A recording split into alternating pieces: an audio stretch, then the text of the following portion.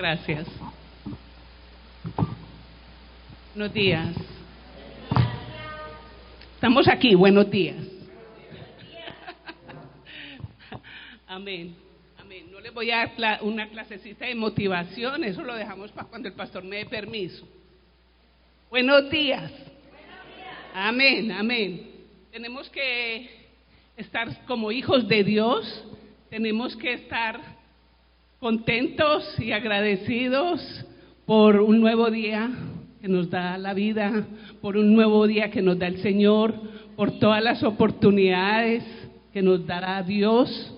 Y nada, hermano, echarles ganas a la vida, de eso se trata. Hermano, el tema que tengo para hoy se llama Buscando un espacio para Dios. Casi todos los temas que yo traigo aquí es porque yo los trato de vivir, porque yo los trato de aplicar a mi vida. Y créame que a veces es un poco complicado y difícil. ¿Por qué? Porque buscar el espacio para Dios no es que yo me voy aquí a la salita, al pedacito de jardín, a la cocina, al comedor. No, hermanos, no hablo de ese espacio. Hablo de ese espacio que nosotros tenemos que encontrar, no solamente en nuestra vida, sino en nuestro corazón, en nuestra mente, en nuestro ser, que llegue a formar parte de nosotros, que sea una cosa continua. Eso es buscar un espacio para Dios. Y así se llama el mensaje de hoy. Más que un mensaje, es como una reflexión, buscando un espacio para Dios. Entonces, vamos a estar leyendo este precioso salmo. Ahí tenemos eso, por favor, en manos. Me gustaría que tuviéramos mucho enfoque, que leamos la palabra. Sé que a algunos hermanos les queda un poquito complicado leer la palabra en la casa, por eso esta media horita dediquémosela al Señor de una manera tan preciosa, con todo nuestro corazón, con todo nuestro ser, y tenemos que estar continuos para agradarle al Señor. Entonces, ¿qué dice la bendita palabra de Dios? Mire qué hermoso. ¿Sabe por qué surgió este salmo? Porque estaba leyendo allá en Primera de Crónicas 28, cuando David anhelaba construirle casa al Señor, anhelaba hacerle un templo hermoso al Señor. Pero ¿qué le dijo el Señor? No da visito, usted no me va a construir nada. ¿No ve que usted ha matado mucha gente? ¿No ve que sus manitas tienen mucha sangre? Entonces no da visito, usted no me la va a hacer. Pero ¿sabe quién me la va a hacer? Su hijo Salomón. Él va a construir casa para mí. Lean, Primera de Crónicas está hermosa, Segunda de Crónicas, todos los libros de la palabra son hermosos, hermano. Enamorémonos del Señor, leamos, que es tan precioso y nos da tanto espíritu, nos vivifica la vida, nos llena de emoción, nos llena nuestro espíritu de toda fe y esperanza. Entonces, ¿qué dice la bendita palabra de Dios en Salmo 132, 4, 5? Dice: no daré sueño a mis ojos, ni a mis párpados adormecimiento, hasta que haya lugar para Jehová, morada para el fuerte de Jacob. Bendita sea la palabra. Entonces, yo leía esto y yo decía: qué precioso. Él no habla de ningún lugar, él no habla de ningún rinconcito, él no habla de estar en el baño leyendo, él habla de él, de su morada en él, de su mente, de su corazón, de su vida. Que uno le dé la vida al Señor y que eso sea tan continuamente. Entonces, al buscar este espacio en nuestra vida, ¿qué nos dará eso? Es estar conscientes de quién es Dios para nosotros. Es entender que cuando Dios ocupa el primer lugar en nuestros corazones, entonces, ¿qué dejamos, hermano? Dejamos nuestro estrés, nuestra ansiedad, nuestras preocupaciones. Y es que, hermano, yo no estoy diciendo que no me preocupo por la renta, se paga sola. No, Estoy diciendo que entonces, después de todo ese caos que el mundo nos da, de todos esos problemas que el mundo nos da, todo ese estrés, ansiedad, preocupación, depresión, todo lo que ustedes quieran, que hay una lista larguísima, no, cuando nosotros buscamos el espacio para el Señor, que viene a nuestras vidas, hermano, una calma total, una calma de que, hey, estoy preocupada, pero tengo calma. ¿Y cómo es eso? ¿Cómo será eso? Pues cuando se tiene ese espacio con el Señor, eso es lo que pasa. Viene a nuestros corazones una calma. Y entonces es ahí cuando empezamos a decir lo que dice Filipenses 4:6. Por nada estéis afanosos, sino sean conocidas vuestras peticiones delante de Dios. En toda oración y ruego, ¿con qué? Con acción de gracias, hermano, ahí lo dice.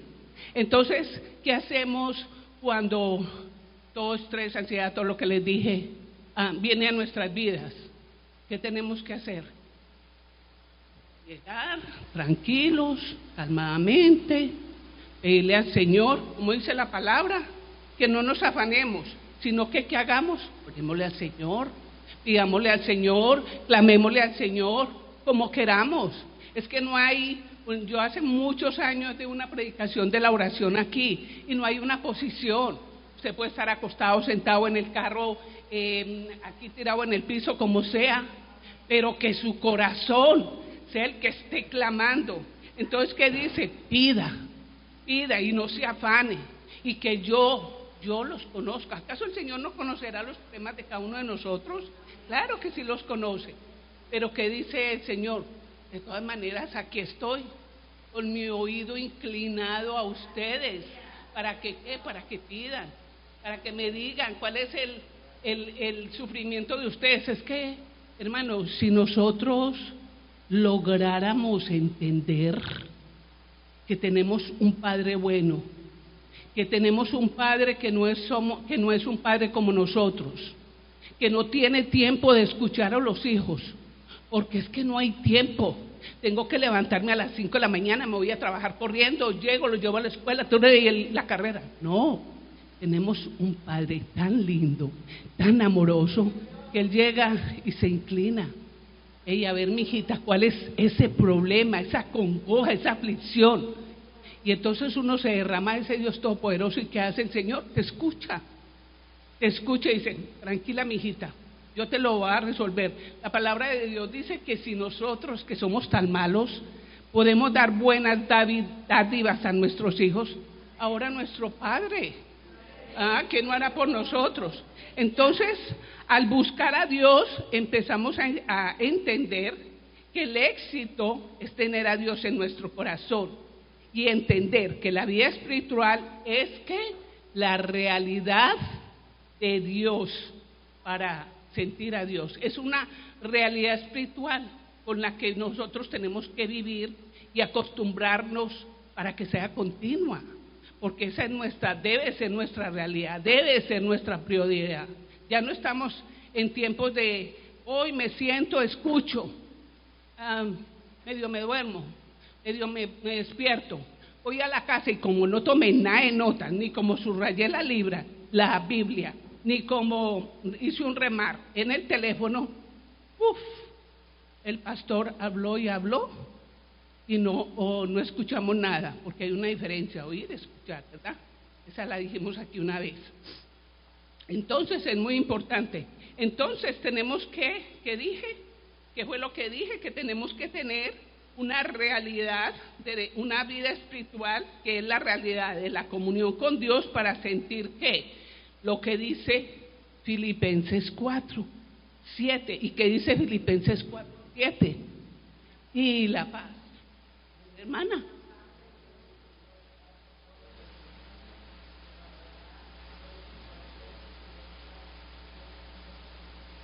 Amén, qué precioso, gracias, hermana, qué precioso. Entonces, hermana, ¿qué hace nuestro Señor? Que nos da la paz que sobrepasa todo entendimiento. Y cuando tenemos esa paz, ¿qué pasa?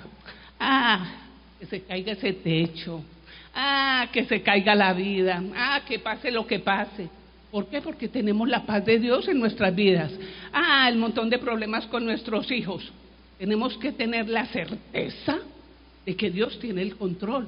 Porque si no tenemos esa certeza, porque si no tenemos la convicción de lo que es Dios en nuestras vidas, entonces, hermano, estamos perdiendo el tiempo, ¿verdad? Entonces aquí, cuando decimos que la paz de Dios, que sobrepasa todo entendimiento, guardará vuestros corazones, que guarda vuestros corazones y vuestras mentes. Entonces, a veces, ¿dónde empiezan las dudas? Aquí, en el corazón, que es que el centro espiritual nuestro. Entonces empieza la duda. Y aquí, hermano, no podemos. Miren, ese versículo está precioso. Pónganle, como dicen aquí, todo el feeling. ¿Para qué? Para que lo entiendan. Porque la palabra de Dios se tiene que vivir. Porque si no se vive, no se entiende. ¿Para qué? ¿Qué? Para que guarde vuestros corazones. A veces donde empiezan las dudas. El tal vez, el será, el podrá ser. Ay, mi hijo, mi hija. Ay, acá, allá. ¿Dónde empieza? Aquí. Después, los pensamientos. Y después de los pensamientos le damos vida a todo. ¿Por qué? ¿Qué? Porque lo hablamos.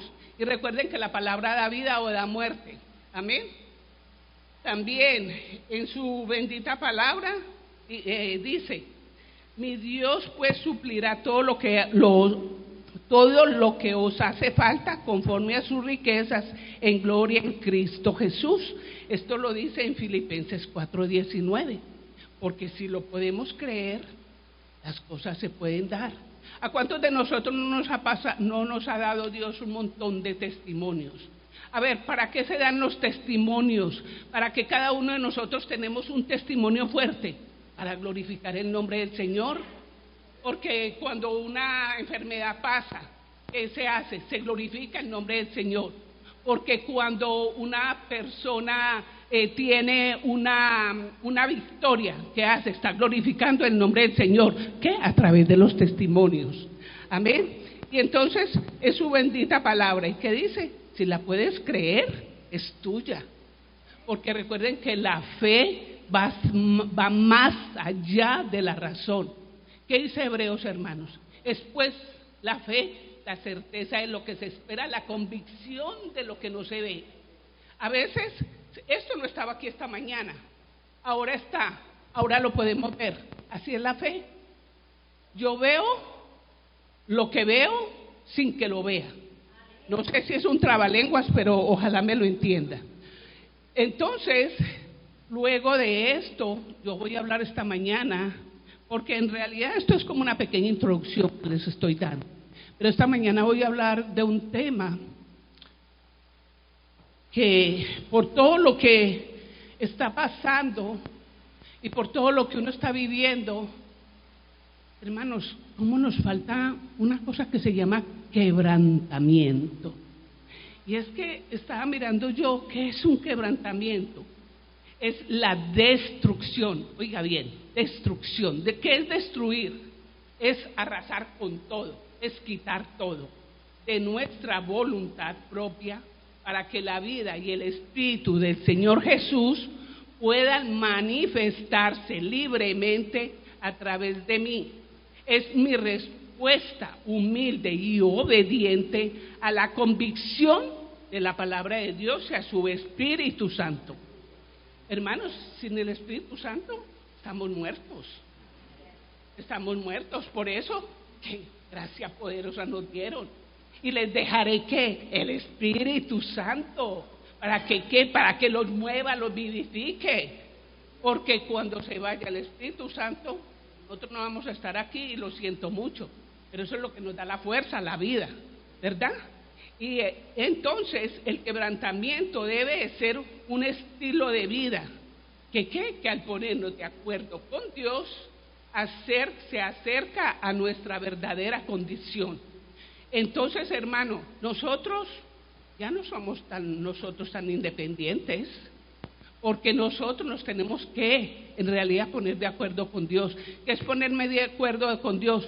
Todos los días lo mismo, es una continua búsqueda. A ver, ¿qué hace la gente para sobrevivir? Todos los días se va al trabajo, todos los días poncha, todos los días llega a una misma hora, todos los días vuelve y poncha porque se va al descanso, vuelve y regresa, vuelve y poncha. ¿Eso es qué? Una vida continua. ¿Y por qué no la podemos hacer con el Señor? Una vida continua. Si la vida continua es tan preciosa. Entonces, vamos a ver esos requisitos que a veces el Señor busca y nos da. Porque es que el Señor al que quiere lo llama y lo prepara. Y a veces ya están preparados, pero como hay tanta soberbia, tan acá mis títulos, tanta personalidad, tanto ego que hace el Señor, vas a ver cómo te quebranto. Y entonces vamos a ver Isaías 57:15, hermanos, qué belleza. Porque ¿qué dice? Porque así dijo Jehová, el alto y sublime, el que habita ¿dónde? En la eternidad, y cuyo nombre es el Santo. Yo habito en la altura y están ahí, y con el quebrantado y para hacer vivir el espíritu de quién, y para vivificar ¿qué? ¿De quiénes? Amén, amén, bendita sea la palabra del Señor. Entonces mire todo lo que Él empieza a hacer con nosotros. Mire todo lo que hace. ¿Y quién es Él? El que habita en la eternidad, que es el Santo. ¿Y qué hace? Entonces nos empieza a quebrantar. ¿Y qué hace? ¿Para qué? Para Él vivir, para Él ponernos atención, para Él estar ahí, aunque Él nos pone atención de todas maneras. Pero que Él se agrada de ese quebrantamiento, Él se agrada de los de espíritu y humildes, y Él se agrada, ¿para qué? Para vivificarlos. ¿Y qué? Nos hace dar vida, nos motiva, nos hace vibrar, porque eso debe ser la palabra en nosotros, hacerlo vibrar. Y es que cuando buscamos a Dios, a través de la bendita palabra de Dios, que es dada por amor, la bendita palabra de Dios, Dios la inspiró, ¿para qué? Para nosotros. ¿Y por qué lo hizo? Por puro amor, porque nos quebranta, nos humilla el corazón. Y cuando Dios mira nuestra condición, nos empieza ¿qué, hermanos? A limpiar, a transformar, a liberar, a implementar verdades que nos liberan, y que sea un quebrantamiento que continúa. Para que sea un quebrantamiento continuo, ¿qué tenemos que hacer? ¿Qué tenemos que hacer? Caminar bajo ¿qué? Bajo la ley de Dios. ¿Y qué debemos hacer? Someternos a Él. Bendito sea el Señor. Entonces, hermanos, aquí, ¿qué dijo el Señor? El Señor dice, aprended de mí que soy manso y humilde de corazón. El corazón que les dije que es el centro de la vida. Y es ahí donde el Señor empieza a trabajar y nos derrumba y nos quita todo lo que nos impide servirle. Entonces el Señor va haciendo esa obra en nosotros, va trabajando, va orando, nos va derrumbando, nos va limpiando, nos va transformando, nos va liberando, y entonces empezamos a sentir una libertad extrema. ¿Para qué? Para amarlo, servirlo y dejarnos usar por Él, ¿verdad? Entonces aquí vamos a empezar a ver a un hombre que tenía una personalidad fuerte, que era un hombre arrogante. ¿Por qué?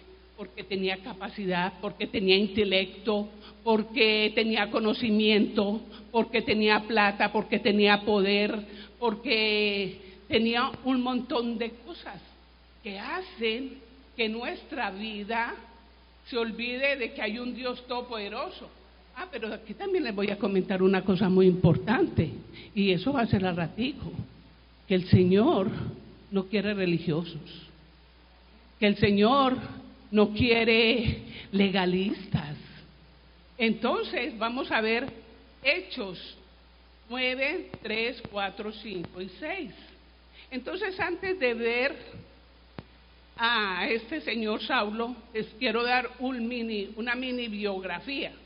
Dice que Saulo en hebreo quiere decir pedir, y que en romano quiere decir pequeño. Dice que nació en Tarso, en Sicilia, y heredó de su padre los privilegios de ciudadano romano. Recuerden que él era uno de la corte de allá, de esos grandes romanos. Dice que su padre pertenecía, escuchen bien estos puntos, a la tribu de Benjamín, y educaron a su hijo como hebreo de los hebreos. También dice que era sabedor y conocedor, aquí voy a ir, de la palabra de Dios. También dice que era altamente distinguido por su civilización y cultura, y se educó en Jerusalén. ¿Y sabe quién era el maestro de él? Un hombre que se llamaba Gamaliel. Era un judío que sabía tremendas cosas, sabía muchas cosas. Y dice que a los 30 años se mereció el alto grado de confianza entre los principales de la nación. Dice que llegó a ser un perito en la ley, convirtiéndose así en el principal defensor del judaísmo, pero que era un enemigo acérrimo de los cristianos. Entonces, vamos pensando cómo es que el Señor hace como sus cosas. Porque mire este hombre, y lo vamos a ver en Hechos, y ahorita vamos a desglosar un poquito la palabra de Dios, que me pareció hermoso cuando yo tantos años leyéndola y como que no caía, hasta que el Señor me habla, y lo primero que yo dije, lo que vi es que a Pablo se le conoce como el más eficaz misionero de todos los tiempos. Eso fue después de que el Señor lo arrastró por los pelos y le dijo: no, Señor, yo te agarro porque te agarro. Y entonces, ¿qué dijo el Señor? Aquí con esa personalidad, ese carácter, ese temperamento, ese conocimiento que tiene, ese intelectual, me lo agarro, pero como está en contra mía, yo voy a ver cómo lo hago. Como nos dice el pastor, el Señor no obliga, pero que convence, convence. Y eso fue lo que le pasó a Pablo, ¿verdad? Entonces, después, ¿qué pasó con Pablo? Se le conoce como el más eficaz misionero de todos los tiempos. Dejó un amplio círculo de iglesias exitosas alrededor del Mediterráneo oriental. Entonces, aquí un paréntesis. ¿La Biblia cuántos libros tiene? Perfecto. ¿Y cuántos tiene el Antiguo Testamento? 39. ¿Y cuántos tiene el Nuevo Testamento? 27. Ok. Entonces la Biblia tiene 66 libros, 39 del Antiguo Testamento y 27 del Nuevo. A lo que voy es, imagínense, ese Pablito, no voy a decir la palabra que usamos en Colombia, mi pastora la sabe, pero ese Pablito era cosa serio. Imagínense, escribió 13 epístolas. Les voy a decir cuáles son: Romanos, Primera y Segunda de Corintios, Gálatas, Efesios, Filipenses, Colosenses, Primera y Segunda de Tesalonicenses, Primera y Segunda de Timoteo, Tito y Filemón. ¿Por qué les estoy diciendo esto? Porque por eso, cuando uno lee todas estas epístolas, uno va viendo como una semejanza. Uno va como, esto ya lo leí. No lo había leído, solo que Pablo en Efesios, en Corintios, lo va diciendo de una manera más y más perfecta, más y más que uno lo entienda. Y no es lo mismo, es diferentes cosas, porque él habla mucho de ¿qué? De Cristo. Él habla mucho de toda la transformación, resurrección, todo lo de Jesucristo. Bueno, entonces aquí vamos a empezar a desglosar el bendito libro de Dios. Vámonos a Hechos 9, 3, 4, 5 y 6. Entonces, ¿qué dice la palabra de Dios? Imagínense, ¿de quién estamos hablando esta mañana? De Saulo. Más yendo por el camino, no crean que esto, yo soy así porque yo solita, le aprendí a mi pastor. Mi pastor, si ustedes lo han notado, es un poco pedagogo, de educación, le da a uno mucha enseñanza, es como un maestro, pues. Él es predicador, pero también es maestro. Entonces, yo estoy imitándolo un poco a mi pastor.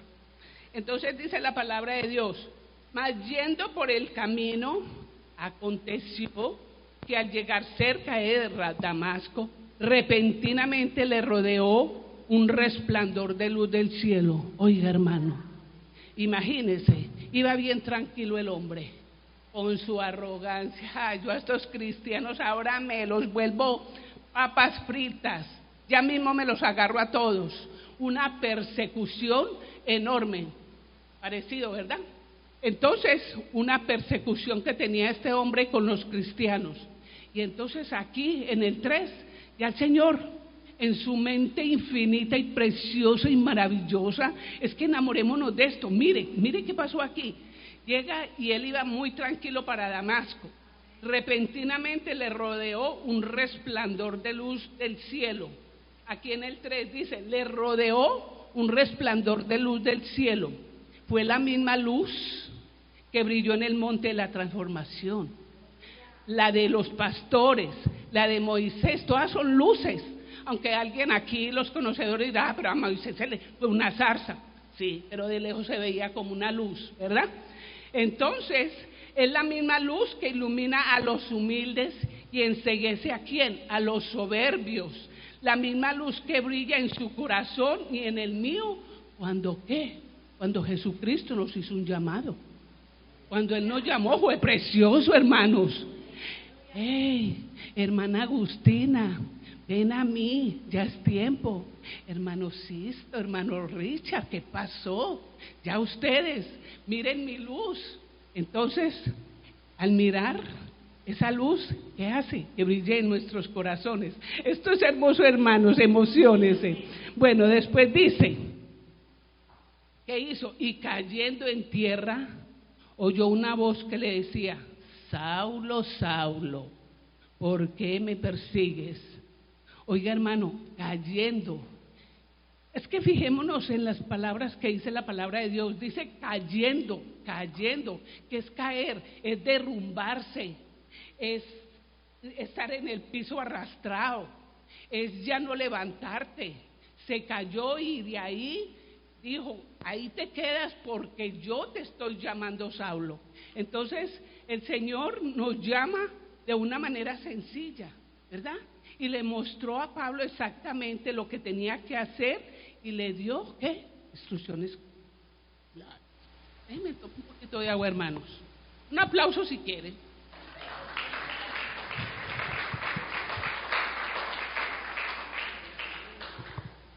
Entonces, hermano, ¿qué hizo? Entonces, él cayendo en tierra, oyó la voz que le decía, Saulo, Saulo, ¿por qué me persigues? Lo llamó de una manera tan sencilla, ¿verdad? Como que Marcos se caiga de esa silla, yo le diga, Marquitos, ¿verdad? Entonces fue de una manera muy linda, muy sencilla, que el otro estaba aterrado sabiendo que estaba pasando con él. Pero cuando nos vamos aquí al 5, y él dijo, oiga, yo quiero que le pongamos atención a palabritas. Y él dijo, ¿quién eres? No que era un estudioso de la palabra. No que sabía mucho de la palabra. No que se había criado a los pies de Gamaliel, que se las sabía de todas. No que era un hebreo de hebreos y que practicaba el judaísmo correctamente y perfectamente. Entonces, ¿por qué no conocía al Señor? ¿Por qué? ¿Quién eres, Señor? Y le dijo, yo soy Jesús, a quien tú persigues. Dura cosa te es dar coces contra el aguijón. Y aquí esta expresión se me hizo preciosa, porque ¿quién puede con el Dios de los cielos? ¿Quién puede con Él? ¿Quién dice, te es dar coces contra el aguijón? Es como uno llegar y chocarse con esa pared. No estar uno consciente de la grandeza de Él y querer hacer su voluntad como de Él. No, le dice el Señor, no, conmigo no vas a poder, Pablito. Tú serás allá el de todo, el jefe, el romano guerrero, el lo que sea, pero yo soy tu Dios. Yo soy tu Dios y conmigo no, porque no soy ninguno de los cristianos que persigues. Yo soy ese Dios todopoderoso. Hermano, esto me pareció hermoso.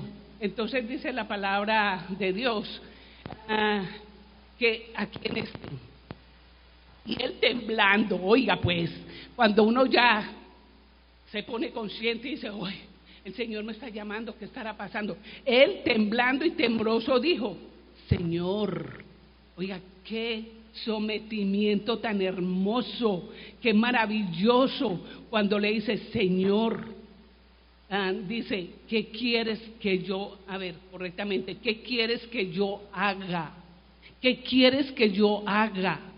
Imagínense esa pregunta. ¿Cuántos de nosotros en la mañana nos levantamos y decimos, Señor, aquí están nuestras vidas? Señor, mis planes tengo hoy, pero ¿qué quieres que yo haga hoy? ¿Esto está dentro de tus planes, Señor? ¿Esto es dentro de tus planes? Si quieres, Señor, ¿cuántos nos tomamos como unos minuticos para pedirle al Señor que nos ilumine? Y sobre todo cuando tenemos que tomar decisiones agresivas, fuertes, cuando tenemos que ir a enfrentarnos de pronto con algunas citas y con cosas o en cortes o lo que sea que sabemos que es de cuidado. ¿Cuánto le preguntamos al Señor eso, hermanos? Entonces dice, Pablito, ¿qué quieres que yo haga? Y el Señor le dijo, levántate. Oiga, esa es otra palabra hermosa, levántate. ¿Cuántos al Señor le dice, hey, ya no estés más en el piso, ya te llamé, ya organicé todo lo que tienes que hacer, ya te di instrucciones y ahora quiero que te levantes, que agarres fuerza, que llegues y pongas en práctica todo lo que te he dado, todo lo que te he suministrado? Y entonces, vamos para adelante. Vamos, échale gana. Entonces, ¿qué dice? Levántate y entra en la ciudad. Y se te dirá lo que tienes que hacer. ¿Qué? Le dio específicamente todo lo que tenía que hacer. Y es que, hermanos, déjenme, me regreso un poquito. ¿Quién eres, Señor? ¿Por qué los seres humanos creemos que el cristianismo, y esto me lo ayudó a revelar una hermana esta mañana, que el cristianismo es solamente venir cada domingo, orar, leer la palabra y estar tranquilos? Eso no es el cristianismo. Conocimiento, hermanos, conocimiento solamente. ¿Qué será el cristianismo? El cristianismo es conocer a Dios realmente, es tenerlo en nuestras vidas, es mirar qué más puedo yo hacer por mi hermano, por mi hermana, es mirar cómo yo puedo ayudar a mi hermana, a mi hermano. Es que los cristianos tenemos vidas muy cómodas. Si yo estoy bien, mi circulito, que es mi hijo, mi esposo y yo. Hay otros círculos más grandes, pero estoy hablando de mí. Entonces todo está bien con nosotros, no hay problema. Todo el mundo entonces debe estar bien. No, hermano, así no es. Así no es la vida cristiana. La vida cristiana es yo amar a mi prójimo como a ti mismo, que dice la palabra de Dios, y amarás a tu Dios con todo tu corazón, con todas tus fuerzas. Lo amarás por sobre todas las cosas, pero también amarás a tu prójimo como a ti mismo. Entonces no es solamente eso del cristiano, yo estar así tan cómodo y no conocer en realidad más allá de lo que me dan aquí, ¿verdad? Entonces ya les dije, ¿por qué preguntó? Porque no conocía al Señor. Él era mente un religioso que tenía solamente conocimiento. ¿Y qué más? Nunca había experimentado un encuentro real con Jesús. Nunca lo había experimentado. Entonces, ¿qué pasó? Quedó al descubierto su ¿qué? Su arrogancia, su altivez, su prepotencia. Quedó al descubierto su orgullo. Bueno, porque déjeme decirle que a veces sí tenemos un orgullo guardadito. Sí, tenemos un orgullo guardadito, que lo fachamos muy bien, pero que en cualquier cosita se nos sale y contestamos, y aquí mis chicharrones truenen, y ¿por qué me habla así? ¿Verdad? Cuidado si no estamos conscientes de eso, ¿verdad? Entonces, ¿qué dice aquí? A ver, que ya me perdí, que yo haga entonces, levántate, ya no sea la misma persona, gracias, y entonces ya es uno transformado. ¿Y qué dice? Ha llegado, si me sigues y haces mi voluntad, yo te guiaré, porque ¿qué dijo Pablo en 2 de Corintios? Derribando ¿qué? Toda altivez que se levante contra el conocimiento de Dios y llevando todo pensamiento a la obediencia de Cristo. Es que, hermanos, una experiencia con Dios cambia todos los panoramas, todos. Y entonces aquí, cuando yo estaba hablando del quebrantamiento, que hubo esa transformación de Pablo tan maravillosa, que le dejó la arrogancia, la altivez, el orgullo y toda su pedantería, se la tiró al piso y le dijo: aquí eso no me va a funcionar a mí, eso te funcionaría allá en el mundo, pero cuando venimos aquí, ya las cosas cambian. ¿Por qué? Porque somos seres transformados, ¿de acuerdo a qué? A los pensamientos de Jesucristo, como dice la palabra. ¿Qué fue lo que nos dijo aquí la palabra? En 2 de Corintios, derribando todo argumento y altivez que se levante contra el conocimiento de Dios, y llevando cautivo ¿qué? Todos los pensamientos y la obediencia a Cristo. Hermano, eso es precioso, porque si a estas alturas todavía no hemos podido derribar eso, entonces hay que reevaluarnos y volver a mirar qué es en lo que estamos fallando, porque entonces no hemos tenido ese encuentro con Jesucristo. Amén. Entonces, cuando pensaba en esto, el Señor me va poniendo una palabrita que a mí me cuesta, y se llama humildad. ¿Y qué será humildad? Es una virtud poderosa que surge, oiga, del comportamiento del carácter de Dios. Oiga, esa humildad la tiene nuestro Señor Jesucristo. Aquí nos dan una enseñanza bien linda del Getsemaní, cuando Jesucristo llega y se inclina a lavarle los pies. Y me encantó porque me dijeron: no excluyó a Judas, no hizo acepción de personas. Como nosotros, ¿verdad? Hacemos acepción de personas. A veces llegamos a un restaurante y si hay alguna persona que no está acorde con lo que nuestra mente y la sociedad ha dicho, todo el mundo le hace el fuchi, todo el mundo la mira mal. Vamos un poquito más allá. Hacen acepción de personas cuando una persona no se comporta o no es igual a nosotros, no tiene las mismas convicciones que nosotros, no tiene el mismo pensamiento de nosotros, se ve diferente a nosotros. No, hermanos, porque la palabra de Dios le dice a uno que no haga acepción de personas. Una cosa es yo aceptar y otra cosa es yo decir, respetar la persona. Yo te respeto como ser humano, como persona, yo te respeto con todas tus debilidades y defectos. Si te puedo ayudar, te ayudo y te hablo de la palabra con certeza, con claridad, con firmeza. Porque, hey, hermano, los hijos de Dios somos tan endebles al hablar de la palabra.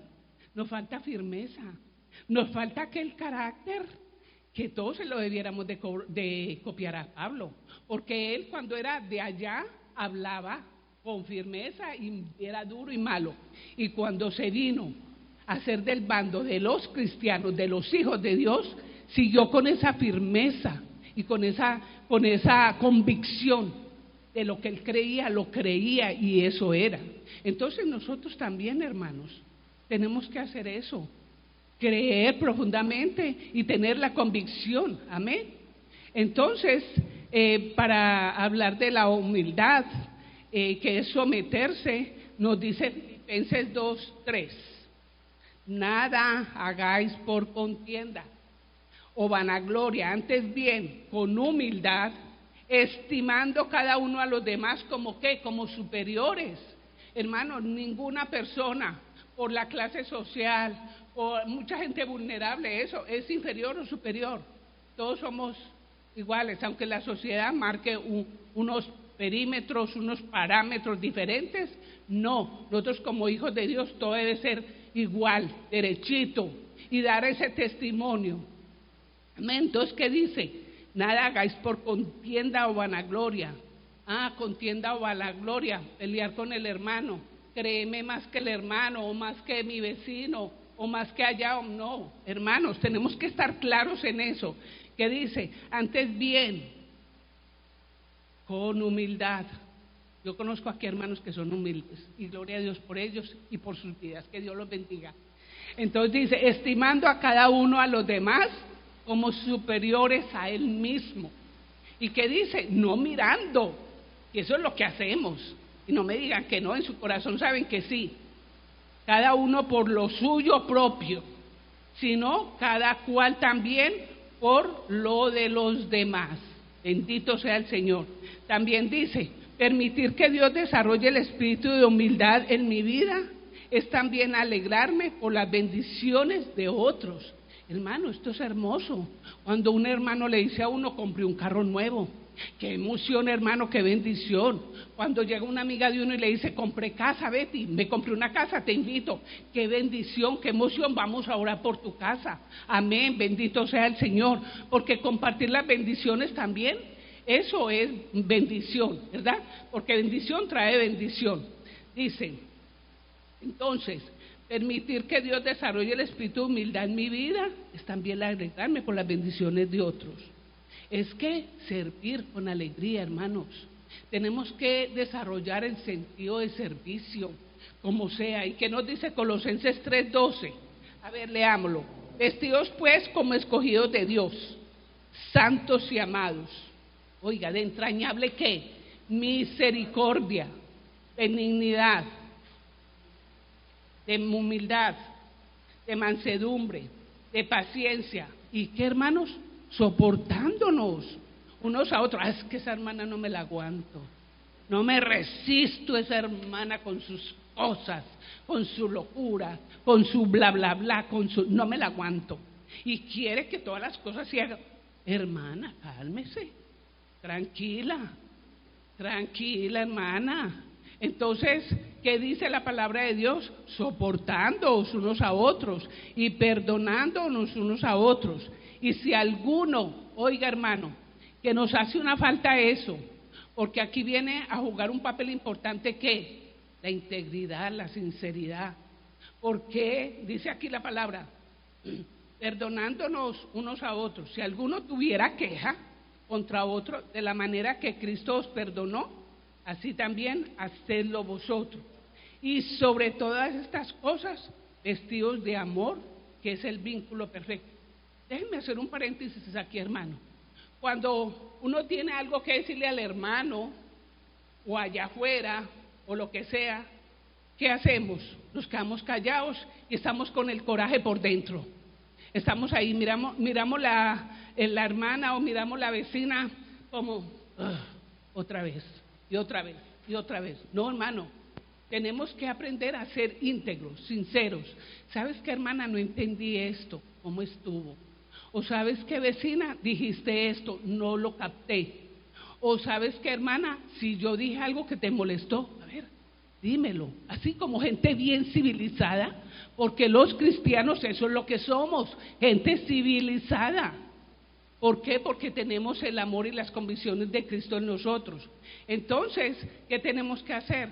Los perdonamos, hermanos, y perdonándonos, y mirándonos a todos con misericordia, con amor.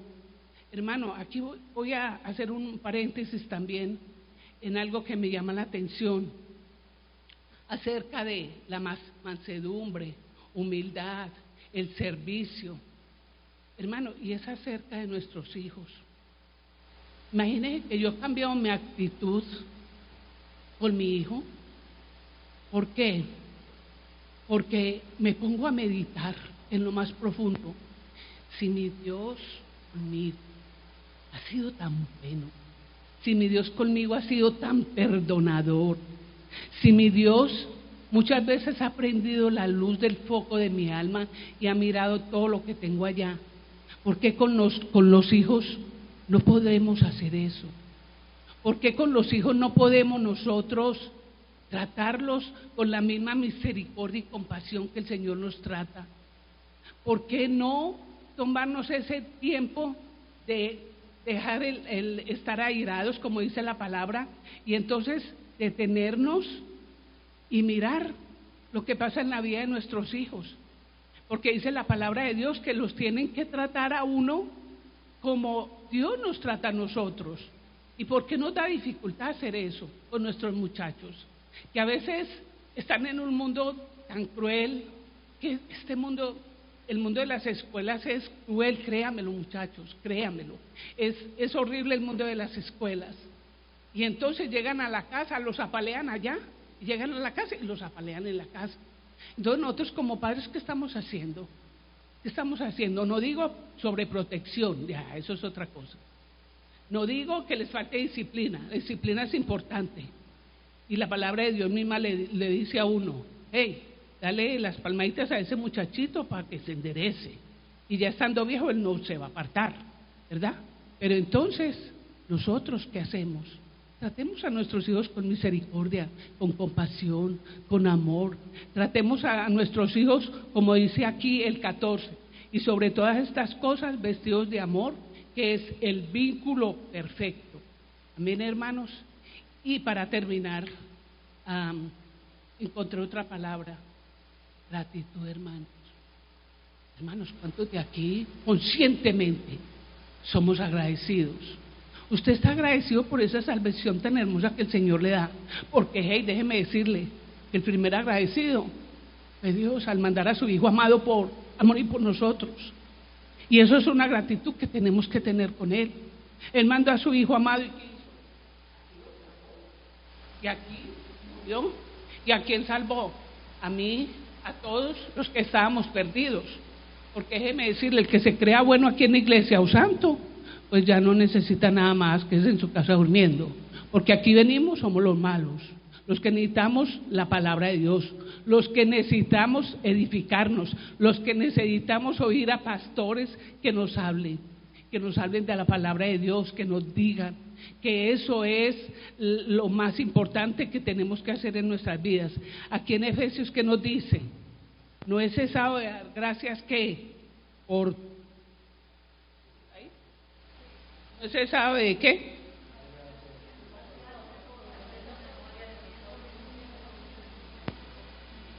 Amén, amén. Entonces, ¿qué dice la palabra de Dios? No es necesario dar gracias, y eso es lo que nosotros tenemos que hacer, dar gracias a Dios. Aquí la gente piensa que uno es anticuado, o que, a ver cómo dicen los muchachos aquí, débiles, porque, hey, hola, ¿cómo estás? Buenos días, gracias, por favor, ay, eres tan amable, qué gentil eres. ¿Por qué no tener la misma gentileza del Dios Todopoderoso? Porque nosotros como cristianos a veces parecemos palos. No, es que yo soy santo, la santa, la gente. No, hermanos, eso no es santidad. Es que esas cosas no deben de pasar, y siempre que yo me pare aquí hablaré de dos cosas: de la salvación, de la vida eterna que no nos merecíamos y que nos dieron, y de eso, de las gracias, la gratitud, tener un corazón agradecido. Hermano, la gratitud trae bendiciones. A veces parecen palos. Yo he visto gente cristiana en la calle y yo me quedo aterrada. Y yo, ¿viste? Vos no sos la que me encontré en la iglesia. Ah, sí, hola, ¿cómo estás? Oh, ok, ¿cómo estás? Como palos van. Y uno los saluda como palos. Y todo como palos. Y nuestros muchachos como palos. Y salude. Ay, ¿y qué? Eso viene de la casa. Porque a veces uno, por amable que sea, a veces nuestros hijos no son así, pero eso se tiene que reevaluar, continuar todo el tiempo, amén. Entonces, la gratitud por los demás fortalece ¿qué? Las relaciones, y debería ser ¿qué? Una parte habitual de nuestras vidas.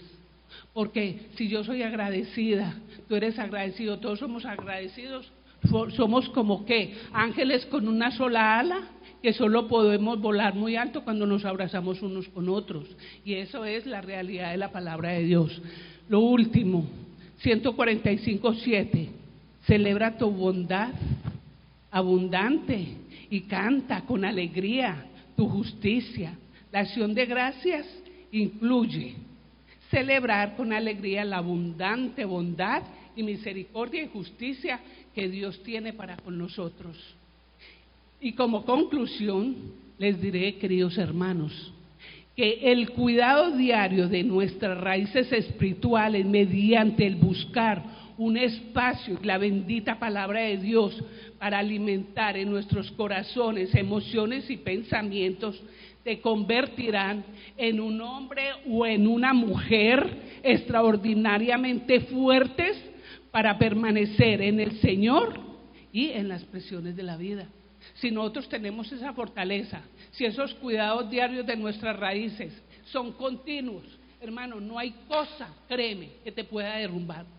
Y no quiero ser aquí mal agüero, pero todo lo podemos soportar porque Dios es todopoderoso y es grande. Y recuerda que la fe va más allá de la razón.